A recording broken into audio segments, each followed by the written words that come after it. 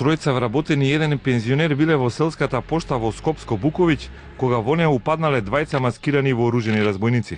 Со пиштол и со калашников ги побарале парите и со себе однеле 1.000.000 денари, кои биле наменети за јунската пензија за пензионерите во овој дел на Скопско. Полицијата околу 10 часот и 30 минути пред пладнево го примила повикот за грабеж во кој вработените им кажале дека се однесени 1.000.000 денари, а разбойниците со автомат и пиштол избегале со автомобил. Увидот траеше, се испрашуваа вработените, а пензионерите доаѓаа кај поштата.